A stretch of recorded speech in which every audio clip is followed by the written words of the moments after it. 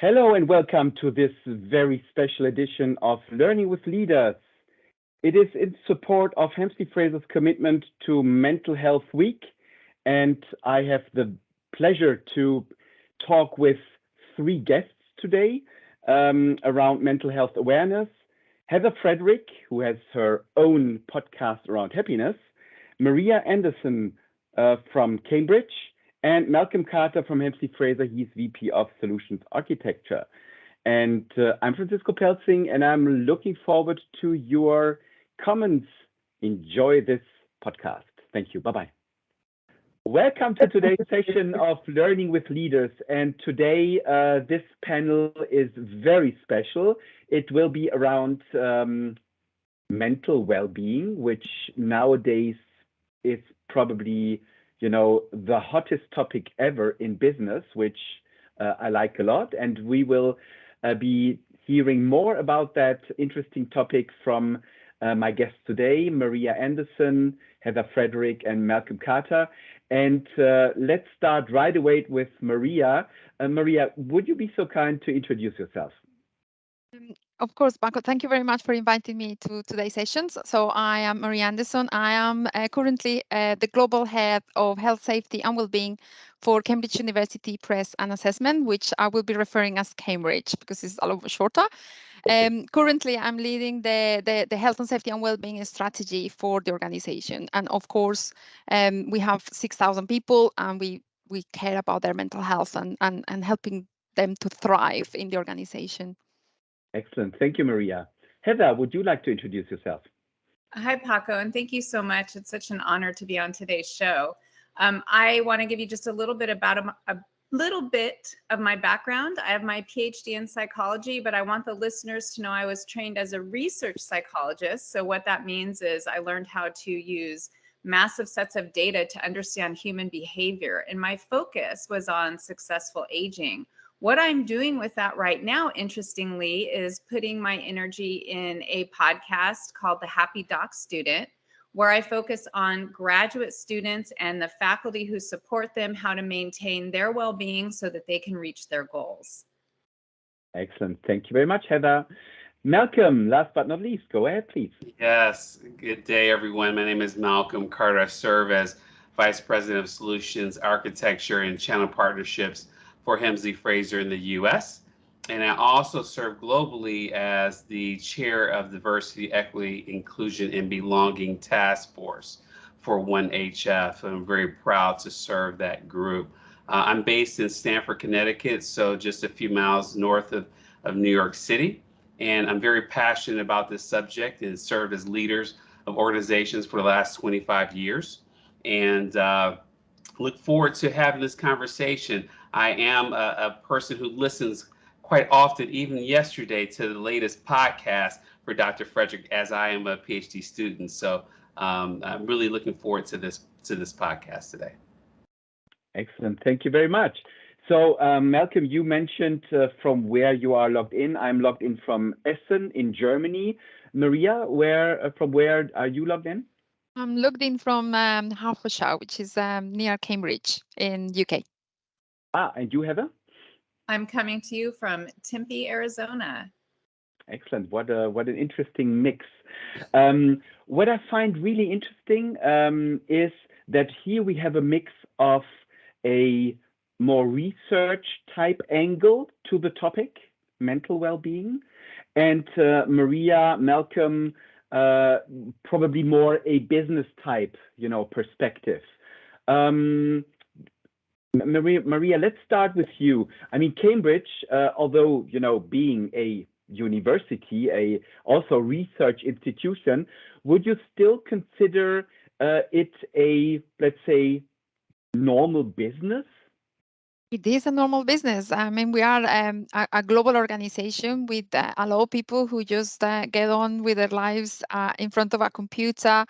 We have clients. Although we are a not-for-profit organization, we are regulated. So I will say that we do have very similar pressure from like any for-profit organization will have. We serve clients and our customers. and we have different expertise. Obviously, we have our shared services like HR, finance.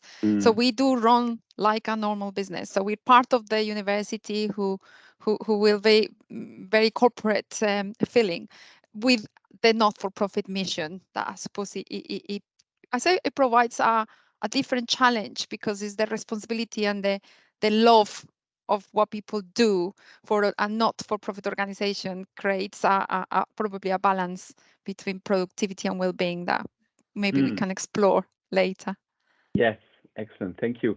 Heather, have you noticed when approaching the topic from a scientific side and also in your podcast where happiness and happy are keywords as far as I understood, have you noticed a change also in the world of research with regards to the topic mental well-being? And if yes, what change is that? Absolutely. There has been a growing body of literature, even entire disciplines like industrial organizational psychology that started to emerge years ago. I'd even go so far as to say decades ago. And it was, probably around 2017 when we started seeing companies like Google showing pictures of their high-tech nap pods, right? So this idea of corporate wellness has been coming along. However, there's a huge shift between pre-pandemic and post-pandemic, right? In a way, it's almost given us permission to talk about something that has a lot of stigma, depending on the organization, your culture's organization, the culture that you're in, what country you're in, other personal demographic factors that play into the equation when we talk about mental health and the myths around it, right? Especially if you're thinking about a workplace, it's not uncommon in the past to think anyone who has anything less than optimal mental health is weak, right? So it was common to mask it, was common to not talk about it. Now companies are being very proactive. There's workplace health and wellness programs. There's entire companies that will partner with you to make sure that your employees are well, which includes mental, the physical, the spiritual, the emotional. And in fact, now KPIs, most people will list employee wellness as one of their KPIs. So it has been, thankfully for all of us here who have to work, something that's gained recognition is a very important thing to consider. I fully agree, Heather. Malcolm, you are in touch with a lot of our clients. What kind of change have you noticed with regards to the topic in our client base? A lot of change. First, I want to mention that Cambridge University Press and Assessment, one of our clients, we partner with them to deliver training that ensures that people are getting what they need out of the space in diversity, equity, inclusion, belonging. Obviously, psychological safety is a big part of that, and ensuring that people are meeting the needs of psychological safety in the 4 stages of it, up to the point where they feel comfortable in being able to participate into discussions and to be able to make a difference in organizations. I've seen huge differences, especially since the pandemic has hit. There's always some type of what we call VUCA challenge in the world: volatile, uncertain, complex, and ambiguous challenges. The latest one, obviously, is the COVID-19 pandemic. That has really caused a lot of people to really have a lot of mental challenges. You have family challenges, you have safety challenges, you have employment challenges, the list goes on and on. And what we're trying to do is to work with our clients to ensure that leaders, managers, and those employees are prepared to handle those sort of challenges. Also, we've had another sort of VUCA challenge in today's world that has really come out in the last couple of years, and that's really some of the racial inequalities which exist as well. And that has been a challenge on top of the pandemic in organizations that we've seen. So we have a lot of, again, the diversity, equity, inclusion, and belonging coursework that we're doing, coaching, and things of that sort for all of our clients. Mm. Yeah, the pandemic for sure has played an important role. And I would like to pick up and ask a question to Maria, but something what Heather said before, a keyword, weakness associated with the topic itself. I don't know whether it's, I should not mix vulnerability with that weakness. But what I found, especially, when communicating virtually with a lot of clients and colleagues, I noticed that, especially when they had no virtual background, but, when their kids approached them during a meeting, when there was somebody ringing, I think people, confronted this disruption with more a natural approach, which I liked a lot. It's a human approach. So now it's my question, Maria. So talking about weakness associated with mental well-being or not so well-being, and in leadership we talk about also allowing vulnerability more. How do your leaders, how do your co-workers deal with that? I think it's about talking about it, and I agree. I think the wall fall when we open our homes through the screen. I think we had to bring all ourselves, all not just our tie and our jacket in a meeting room. Suddenly we become real human beings, and our leaders suddenly they were in the same level as us. They were interrupted as well. So I think our leaders have embraced the change, and our leaders are now talking about well-being as part of a culture. So they have now thinking about well-being as part of the strategy of the organization. It's not just a well-being program or an initiative, or it's something the health and well-being team will look at. They are talking now at a strategic level, and it's all about the culture. So I think our leaders have now realized that they're all also human beings, and they have now able to share the walks they did, or they were more open sharing personal stories. And I think that people have welcomed the closeness I think they have built with the leadership. So this increased awareness is really positive, because people dare to share what previously was probably perceived as a weakness.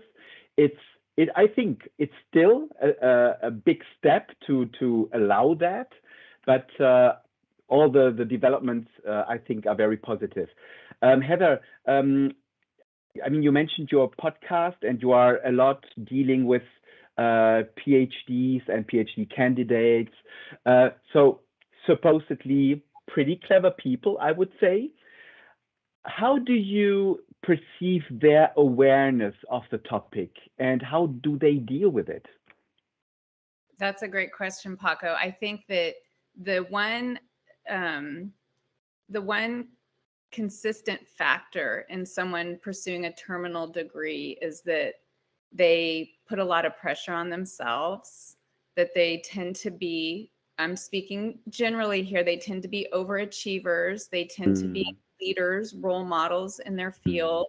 They tend to have a past of competency where things that they do, they master very well, often very easily. And then suddenly they're in this environment where they're doing something they've never done before. And there are a lot of things that are out of their control.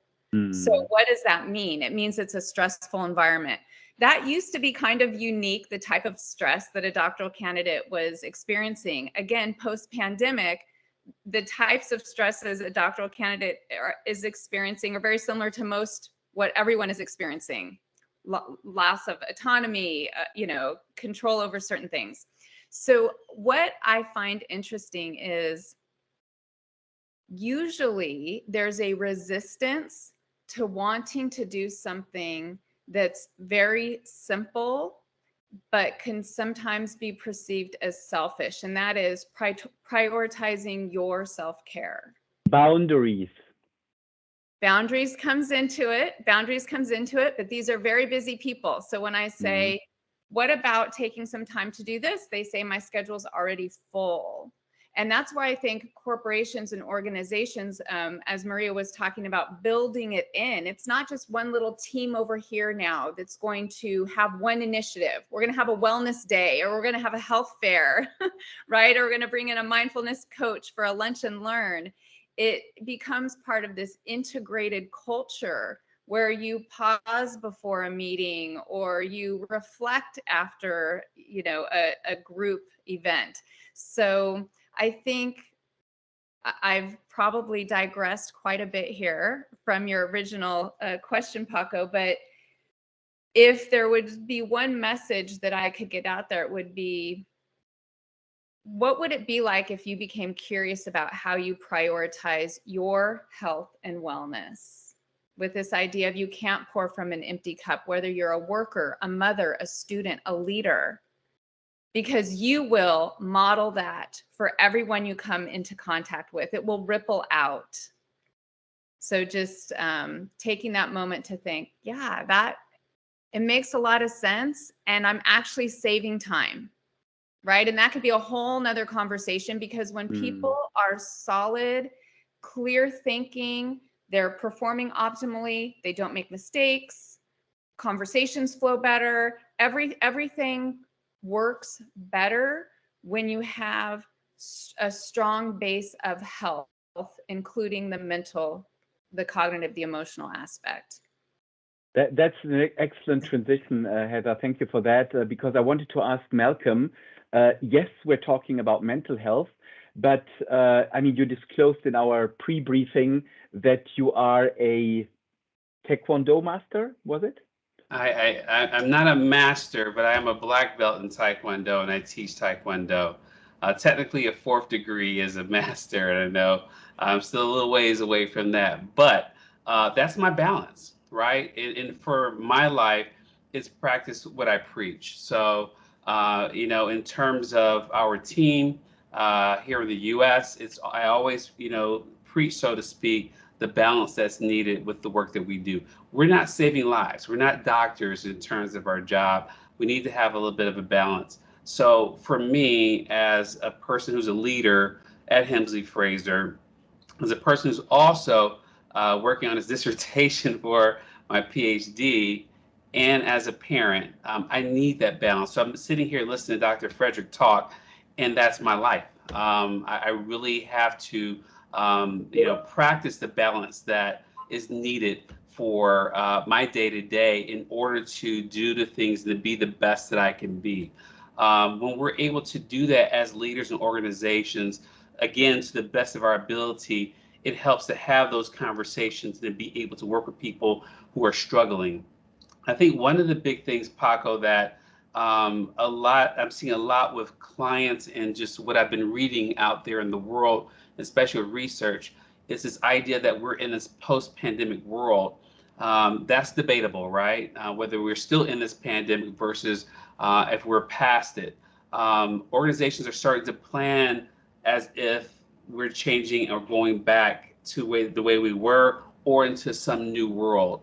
What I challenge leaders to do is to think about what Maria said in terms of this being a strategy. In order for us to truly achieve and understand mental health, the awareness of mental health, we need to start thinking in terms of this as ongoing, not just within the pandemic. So balance is key. I do my best. I'm not always successful, Dr. Frederick, but I do listen to her podcast, as I mentioned last night, and reading her book. But it really kind of helps me as a leader within this organization, Hemsley Fraser. Thank you, Malcolm, for that testimonial. And I would like to address another question to Maria. So I remember when I was working for Henkel in Düsseldorf, and I had a team of 20 people. We had a training where we were, let's say, put on focus on paying attention to the whole balance of our team members. And when we notice something, to have the courage to act. So, I mean, at least I am not a medical doctor, and most of the people in business, we are not. So, Maria, my question would be, how would you approach or recommend to your coworkers if they noticed somebody in their environment, something is not right? Something, I think we have out of our intuition, we notice pretty precisely when something is not right. I mean, how do we approach that? How do you approach it? What is your approach?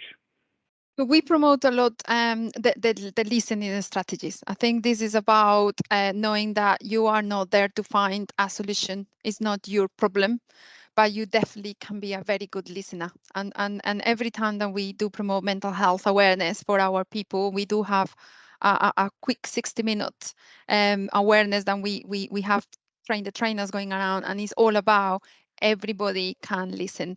And just by listening and just having empathy, and obviously you will know by reading newsletters where to point out. We have mental health first aiders, we have our employee assistance program. So you can always say, look, encourage people to go and find solutions. So I think anybody who notice anybody in trouble can spare, and any human being can be a good listener. And I think that's the best advice you can give to anybody, is just have a time, have a cup of tea, come on, let's go for a walk, sit in the bench on the garden and listen. And then just by being there, people themselves will find a solution. And I think that's the best advice. And obviously, as a team, a leader can create a place where people feel comfortable with each other. So people build the barriers down and can share more. I think that. Yes. And I think, I mean, in any business situation, listening is such a key skill, right? Especially also in key account management, in sales. I mean, when I delivered training, I remember that the listening skills were probably the most underrated skills of a salesperson. But now, a next question for Heather. Heather, when Maria mentioned the listening skills, so what if, somebody does not even allow you to listen? So you want to help, you approach the person, but there is still a barrier. Should then the person insist? How is that practically going on? What is your experience there? Well, my experience in most of the organizations that I've worked with leads me to recommend that leaders know what the policies and procedures are within their organization first and foremost, right? And to remember, you're not a therapist. I want to encourage people by this this piece of evidence that we have from the research, and that is that people benefit psychologically when they know help is available, whether or not they use it. So it's the perception, not always the use, that's actually a better predictor of outcomes. So them just knowing you're there, even if you feel useless, I didn't do anything. I just want to encourage everyone that you are doing something, because Malcolm brought up safety. You're creating the perception of a safe place. And if this person ever does want to disclose to you, they'll know that it's there. And just knowing that impacts your human experience. That is very interesting, Heather. And that leads me, I mean, what a natural transition again to Malcolm. Malcolm, so that means, if I understand Heather right, that the existence of this work group within Hemsley Fraser, which you are heading, is already helping, because people know that the company is offering something and has put something in place that might help if needed. Is that correct? Is that also your feeling, Malcolm? Absolutely. Our task force is really designed to help internally as well as externally. So obviously the external needs, for example, with Maria and Cambridge University President Assessments, we're providing a service to help support that organization. But internally, we absolutely have to. We need to make sure that we have support there. We need to make sure that people understand there's an open door, understand the policies and things of that sort that Dr. Frederick is mentioning here as well. Our organization, our task force rather, for example, we're having coming up next month an Inclusion Day, And that focus is on mental health. We have 3 sessions that are going to take place on that day because it's an important topic. And it's not just roundtable discussions. There's going to be participation for those who are part of Hemsley Fraser to join in and to have small groups to discuss these issues. It's important. I've had situations where I've had in my past where someone's come to me and told me they were considering suicide, for example. And that's a pretty heavy, thing to deal with. Number one, you should be open enough and be able to listen to people enough where they can trust that they'll come to you with this sort of thing. Then, of course, understanding that, look, I'm not the person who's going to help you with this, but I'm going to help you get to where you need to go. And I think that's really key inside an organization for people to feel that the culture is something that is really true, and people will use this culture to help and support the direction they need to go in terms of mental health. It kind of goes back to, the saying, culture eats strategy for breakfast, right? And it's so true that we must look at our culture and allow for mental health to be something that's accepted and welcome every single day. So true. Was it Tom Peters? I'm not sure anymore who said that. Was it? I don't know. Yeah, that doesn't matter. It was already mentioned by all 3 of you that there is a pre-pandemic, post-pandemic. We wish. So my question to Maria is, from your observation in the business environment, what has changed during that pandemic? Other than we open our real selves and our homes through the screen to others, and we genuinely allow ourselves to be vulnerable, I think we challenge the concept of the office. You have to be in the office 9 to 5, the Monday to Friday. We were already on a journey on flexible working already, but the concept of geographically you have to be located together to collaborate. I think the pandemic challenged that, and thank God to technology, we were allowed to collaborate regardless of our geographical location. I think post-pandemic, and you're right, I think we're not there yet. I think a lot of people are still on crisis mode.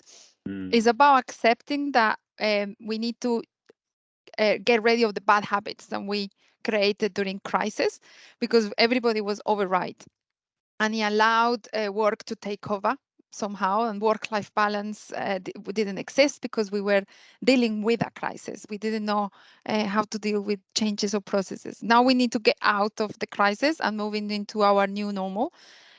Most organizations, and I think it's a global shift into hybrid working, into the individual needs have to be taken into consideration. So the introvert, that a busy commute was a nightmare, for example, and they were already arriving to the workplace stressed because the busy trend was already putting them in a bad mood. They can now be able to support that. It's not gonna easy transition, because every single individual is different and it will need different needs. And that's where a manager and a leader will have to really be a good coach and open those listening ears to balance the needs of the team, the needs of the outcome that the team, and the individual needs. And that's not going to be an easy transition. But I think a lot of good is going to come out of COVID and the huge experiment of home working. Excellent. I agree. However, let me ask all of you, but probably predominantly Heather, a question. I have learned, and I've seen, studies where it said that if people physically are, for example, more than 50 meters, excuse me, the German metric, meters away from each other, then the trust level decreases significantly. So when you're not working physically together, this collaboration trust level decreases. So is there a connection between this and mental health? And if yes, what is the connection? Okay, great question. So I think with computer mediated communication, we're going to see a lot of generational differences in that statistic and that phenomenon that you just suggested, right? In fact, I will often say to my teenagers, just pick up the phone and call your friend and find out when they're coming over. And they're like, Mom, we don't do that. You know what I mean? And they really do build strong relationships without even being in the same state. It's amazing what these teenagers are doing these days, right? We can learn a lot from using other ways to connect. So your question about how does connection, and I believe this brings in some of Malcolm's work with belongingness, it's critically, profoundly important to mental health. If we just think for a moment about, Maria talking about just being human, one of the basic in psychology, DC and Ryan have a theory called self-determination theory. It has a ton of research to support it that suggests we have 3 innate basic psychological needs. Autonomy, we need to be able to feel like we're choosing things. Just think about this with the perspective a little bit about what the world's been going through and how we've been impacted, right? We need to feel competent. We need to know that we have mastery over our environment, that we have the skills to do the task that's in front of us. But third, and most importantly for this conversation, we need to feel like we belong. And certainly I think if there's one thing that Maria was bringing up, that the shift with working at home has taught us is we can absolutely build relationships, trust, and a sense of belongingness in new and creative ways. Interesting. Maria, Malcolm, anything you would like to add to this topic? Yeah, absolutely. I mean, we're looking at a world where you have certain organizations have decided to move away from this idea of, change, going back to the old ways, having people in the office 5 days a week. And there's benefits to being in the office in that human connection, right? I'm not going to take that away from them. But, as Dr. Frederick mentioned, it is critical for us to understand how we can still look at new ways of communicating and having that connection. My daughter's the same way, Dr. Frederick. She's 21 years old. She's in Maryland, and it's amazing what she does in terms of communicating with her friends. And I think as we design how we go about our day-to-day business operations, how we go about our day-to-day in terms of our interactions, and really look at the benefits that we're getting out of those, and as well as understanding how we are doing things incorrectly to make better. That's the direction that we need to go. If it's wrong, let's pivot and figure it out. Let's not just get stuck in the same way of thinking.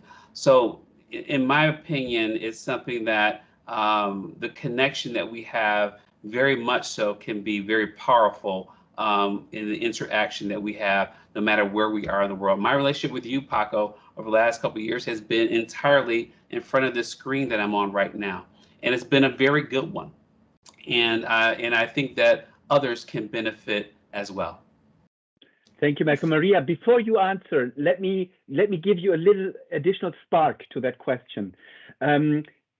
So I would like to introduce into that discussion the word innovation, because I mean innovation is all over, right?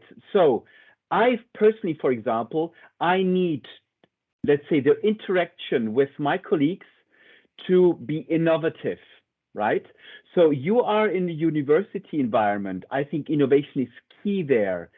So what kind of influence has also trust and the pandemic on the innovative spark? I mean, by coincidence, well, innovation is one of our values as an organization. So we do empower people to be innovative all the way. I do agree this is going to be a leadership challenge because hybrid working is here to stay. I think everybody will challenge the concept of I have to be in a building to be productive. Anybody who says you have to be to increase collaboration or productivity, you have to be in the building, will be challenged by individuals. And I agree that the new generation that see themselves just taking the laptop into a cafe near a beach area. Why no? You know, the concept of office is definitely changing. Innovation, I would say, is it needs to be in the center of designing healthily. So healthy by design.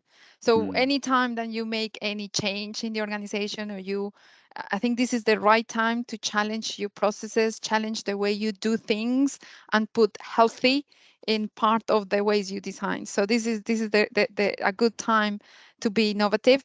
Technology, I think data is going to help. Our organization is going through a transformation. They really want to embrace data and what all this technology can tell us about how we use computers. And I know Microsoft is into data. And I think as an organization, we definitely want to embrace innovation, data, challenging processes, and becoming a modern, we have been for over 500 years. We're going to be here for another 500. So let's bring it on. And it starts from the top, right? So it starts from the top. Leaders in organizations should model that, help with direction in terms of changing processes and how we do things. And that, again, it makes it changes that culture be something that can be really powerful. But it definitely starts at the top. Yeah, that's so Maria, you might be interested to know that we are currently, because you love innovation and data and analytics, we are investing into adaptive learning powered by artificial intelligence. We have started to do that. So if you're interested, please talk to us. So talking about business and performance, which I mean, it's ultimately, I mean, key to all our businesses, let's say. I mean, it might appear obvious, but what is the evidence that securing and supporting mental health for your co-workers is increasing the business performance? Any KPIs out there? Any evidence? Please, I invite all three of you to state or share an opinion. Well, if I start with, sorry, if I start with as an organization, we definitely are engaging more with listening more to the people. So we are surveying. We have engagement surveys, Pearl surveys. So we want to listen more so we can move on the strategy in the right direction. And I lost my track now. It will come back. So will come back. You're emphasizing exactly that topic to connect mental well-being in your initiatives with performance and KPIs. Yes, so performance and KPI. So we're measuring now how people are feeling, how people are performing. Our performance has changed now to more collaborative coaching conversations. So and managers are encouraged to have different ways of measuring performance. There is not the traditional cycle, and it was not helpful. So we do encourage people to be more open about how they feel in the engagement survey, so we can measure how people are performing, and there are very specific questions about performance and that link to mental health. Interesting. Heather? Yeah, I was going to say, Paco, I love that you started by saying this may seem common sense, right? But I think we've all been in a position where we're being asked to make data-driven decisions, right? We want to see the data. You're asking for this amount of money and this line item of the budget. Where's the evidence? But it really is, again, so simple. I would challenge any leader out there to think of a key performance indicator that in some way, shape, or form involves a human, right? Whether it's on-time deliveries, sales, customer satisfaction, number of widgets that you're making. And if you're going to perform optimally on that KPI, you need the human who's involved in that to be performing optimally. So one thing that we haven't really gotten into specifically is this idea that mental health is a continuum, right? And Malcolm, I love that you brought up, I try. And again, I would just love to encourage people to say no one's perfect at constantly maintaining human health. In fact, human mental health. If you were, you wouldn't be human and you wouldn't be here, right? So it's super important to just have compassion, to recognize the ebb and flow. Your mental health from one moment to the next can fluctuate from one day to the next. But then we have mental health conditions like depression, anxiety, and other situations like schizophrenia and bipolar. So this idea of mental health is such a large, comprehensive topic that I think sometimes may be overwhelming to a leader or organization when you're asked, well, how is mental health playing out? Well, we know that depression is the leading cause of disability, the number one reason why people don't show up to work. You need them to show up if you're going to meet your KPIs, right? We know that at any given time, at least in the United States, this was pre-pandemic numbers.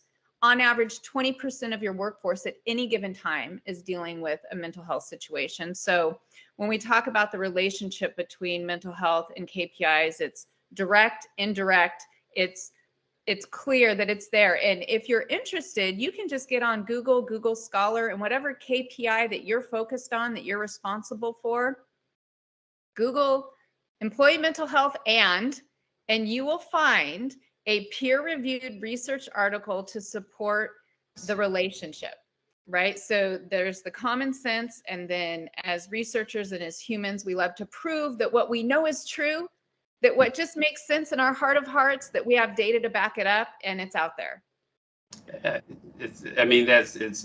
It's so true. We do need to look at the data. We do need to see what's out there. The peer review work is essential. And sometimes we go about our lives and we try to reinvent the wheel. That we can see what's out there currently, what people are doing that's allowing for success. Guess what? You can essentially go in that direction towards having success as well.